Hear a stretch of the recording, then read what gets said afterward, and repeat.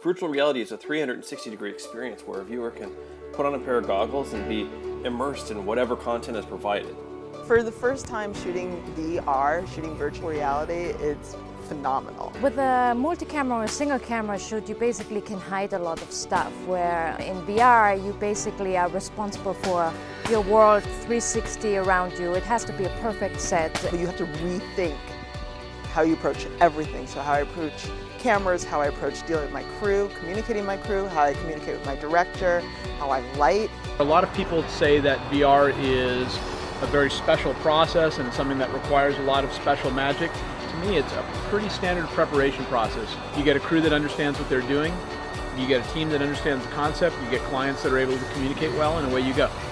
The important thing you want to figure out is what are you using the gear for? Because there's so many different types of cameras, and depending upon what you're doing, that will decide what type of rig that you actually want to use. The GoPros don't have as great a dynamic range as some professional cameras, but those professional cameras also cost 50 or 60 times as much. The advantage with shooting with the 360 Heroes rig is you have a really small compact package that you're able to fly in a whole bunch of different places that you might not be able to with other rigs.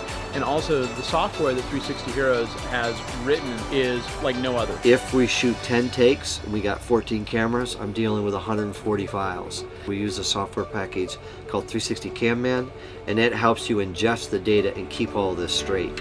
Virtual reality is one of those things that is so early that as we're in this infancy of this industry, we're starting to actually get an understanding of what the workflow looks like. It's kind of the wild, wild west, which is exciting because that means that we can just kind of jump in and start doing some new stuff and rigging new things. I don't know of any other tech company that does hard drives that, calls Hollywood and says, I think we should do this because I think this is going to be the future. Fundamentally, we want to be able to enable storytellers and a next generation of content creators. And part of that includes lowering the barrier for businesses like Combat Sports Academy here in Dublin to use media and content to engage with their local audiences and communities.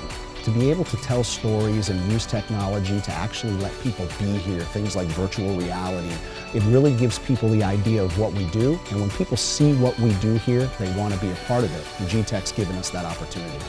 So personally, I love when tech and art merges, and I think that they've really become leaders in their field for making that decision. And it's the ultimate collision between Silicon Valley and Hollywood. I think it's awesome.